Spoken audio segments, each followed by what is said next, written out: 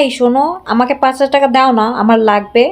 আরে দেখো, আমার মানিব্যাগে কোনো টাকা পয়সা নাই, একটা টাকাও নাই। যাও তো, খালি টাকা টাকা। দূর, বিছানাটা অনেক এলোমেলো, একটু ঝাড়ু দিয়ে পরিষ্কার করে ফেলি।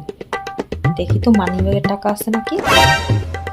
হ্যাঁ, মানিব্যাগে কতগুলো টাকা, আমার সাথে মিথ্যা কথা বলছে। তার আজকে ওকে দেখাচ্ছি মজা, সব টাকা নিয়ে যাবো।